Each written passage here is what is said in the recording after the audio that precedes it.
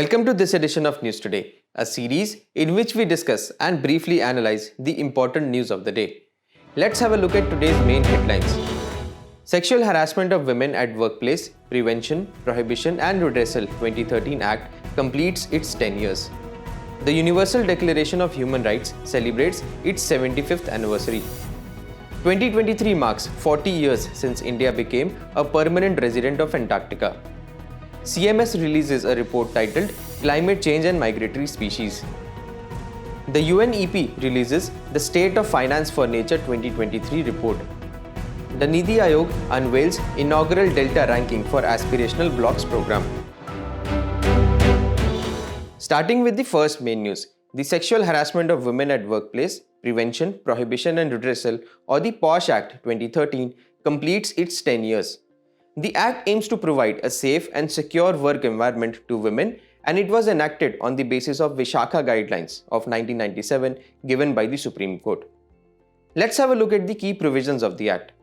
The Act provides a clear definition of sexual harassment encompassing unwelcome acts or behavior that are sexually colored, thereby creating a hostile work environment. It is applicable to all workplaces, including government, private, and non-governmental organizations. The Act mandates every workplace employing more than 10 persons to constitute an internal complaints committee. The committee is headed by a woman and it must have a minimum of 4 members. The states are also to constitute a local complaints committee in every district to receive complaints from organizations having less than 10 workers or if the complaint is against the employers. Also, according to the Act, a written complaint should be filed within 3 months and is extendable by 3 months of the sexual harassment incident. Having said this, there are certain issues in its implementation. Herein, the Internal Complaints Committee is not formed in all organizations as mandated.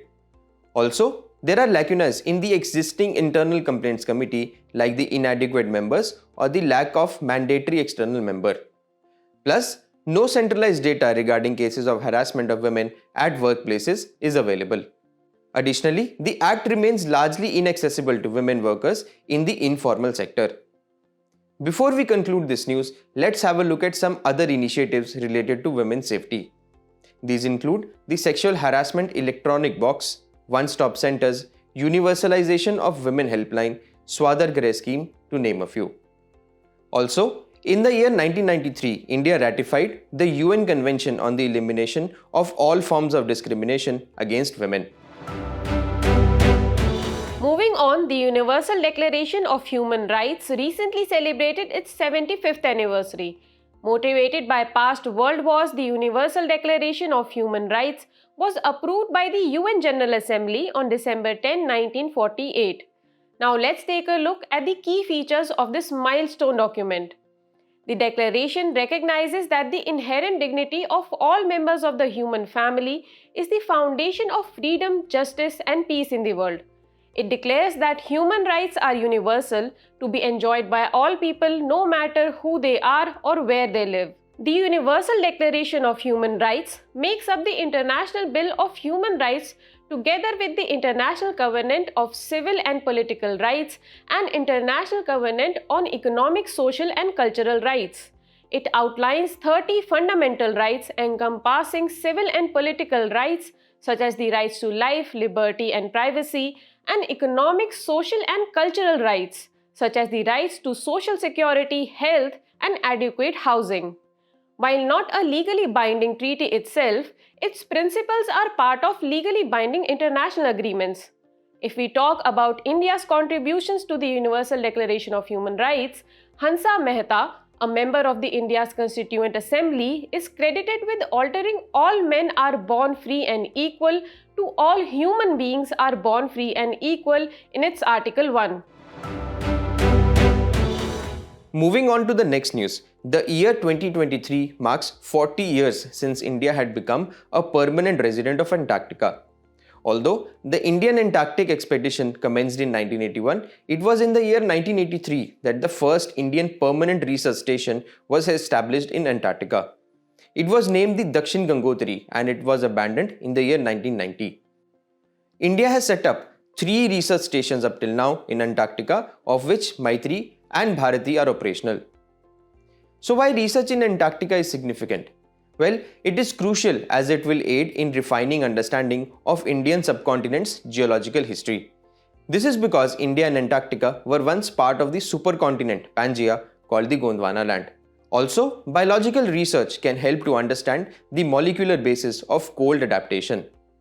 It is also significant to understanding the impact of climate change, such as contribution towards global sea level rise, ozone depletion, variability in sea ice cover, and phenomena like the Antarctic haze. Before we conclude this news, let's have a look at some other initiatives of India with respect to Antarctica. These include the National Center for Polar and Ocean Research, Goa, which is an autonomous institute under the Ministry of Earth Sciences and manages the entire Indian Antarctic program.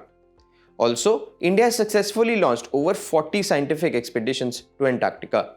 Additionally, India is party to the Antarctic Treaty, which seeks it shall be used for peaceful purposes only.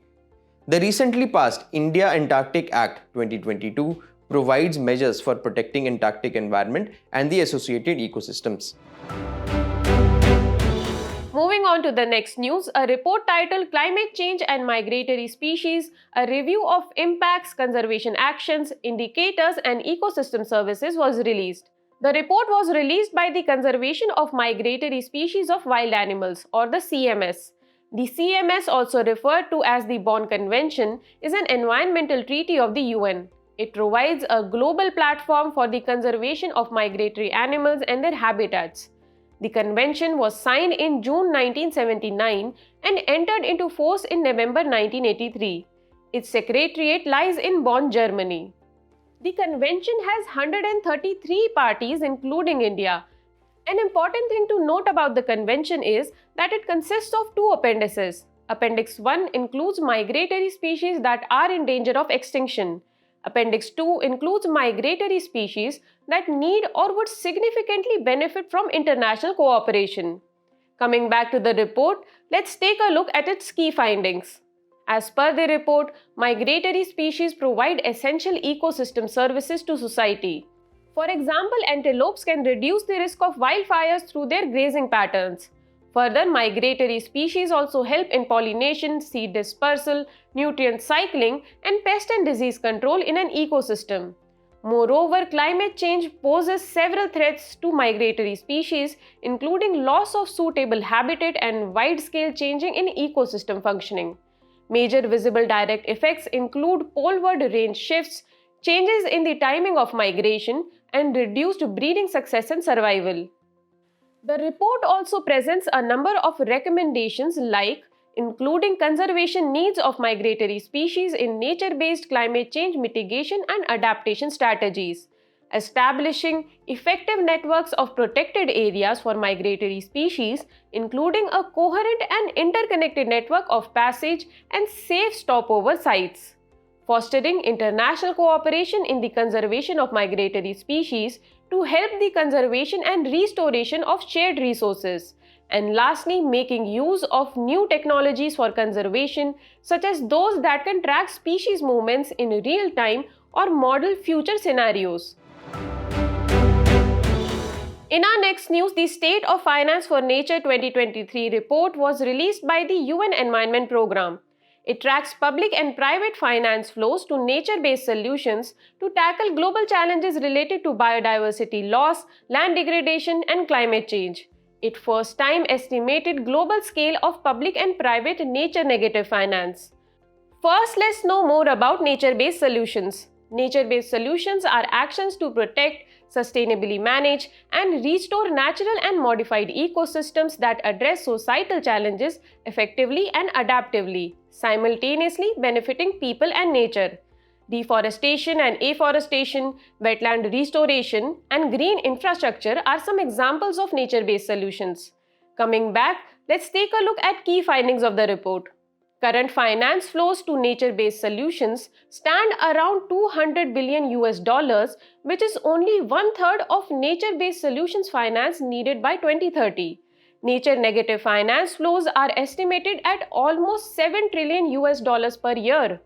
Nature-negative financial flows here refer to finance flows for activities that could potentially have a negative effect on nature, like fossil fuel subsidies.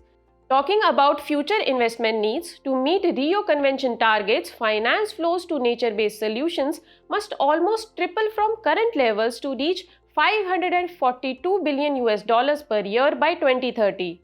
The report has also made some recommendations to resolve these issues. There is a need to reduce public and private nature-negative finance flows.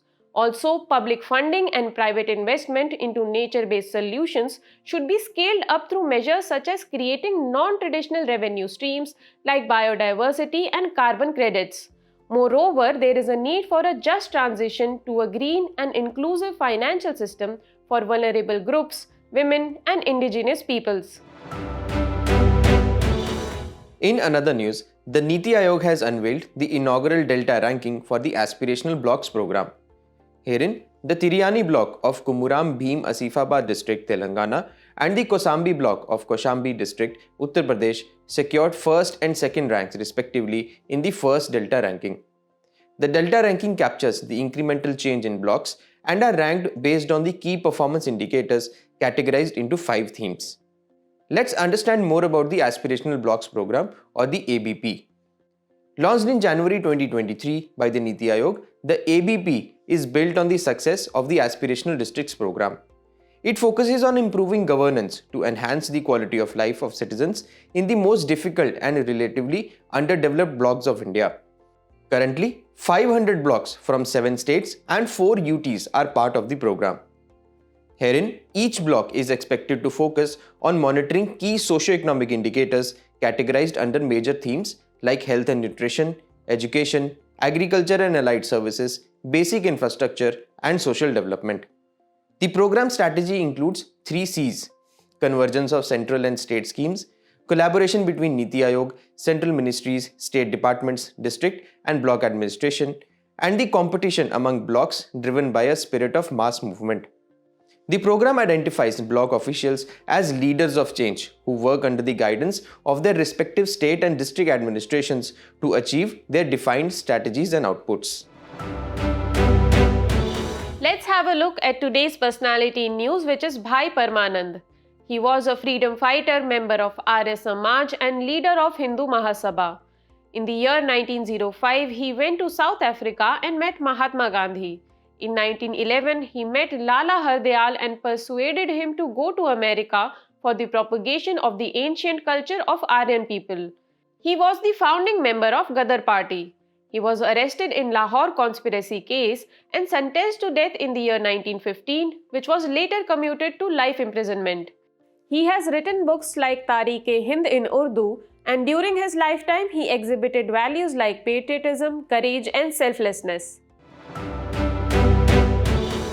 As we conclude today's main news, let's go through some quick updates. Odisha has invoked the Essential Services Maintenance Act to ban strikes by health department staff. The act empowers the government to designate any activity or service as essential whose disruption would impact the normal life of people. Mission Operation Stormmakers 2 is the first Interpol operation specifically targeting human trafficking fueled fraud. The RBI proposes to establish cloud facility for financial sector data in India. It aims to enhance security, integrity and privacy of financial sector data. A new plant species named Impatiens karuppusami was recently discovered by the Botanical Survey of India in the Kalakkad Mundathurai Tiger Reserve, Tamil Nadu. The species is named after Dr. S. Karuppusami for his significant contributions to the taxonomy of the South Indian angiosperms. The COP28 climate talks in Dubai call for phasing out of unabated fossil fuels. These fossil fuels is believed to be referred to as the burning of fossil fuels and letting the emissions to be released into the atmosphere. The central government has approved setting up of a cheetah breeding and conservation reserve in the Bani grassland. The Bani grassland is an arid grassland located in the Kutch district with an area of 2500 square kilometers. In the recent times, the Koya tribe has made an exemplary transition by shedding the use of bison horns to make their traditional permacore flute. Meat and alcohol has been prohibited around the Pashupatinath temple due to the Bala Chaturdashi festival. The temple is situated on the banks of river Bagmati on the outskirts of Kathmandu. Before we go, it's time to put your knowledge to the test in today's segment of Test Your Learning.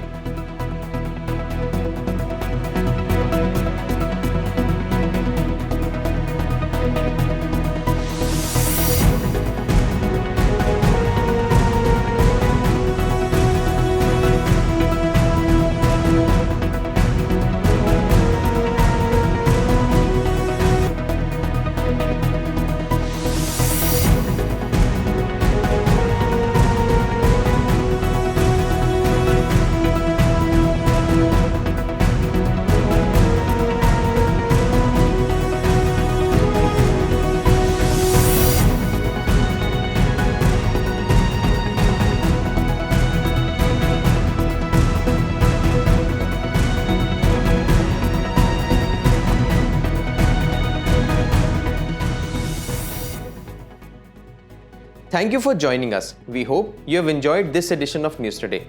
To get the answers to today's quiz and to download the PDF of News Today, make sure to check out the links in the description below.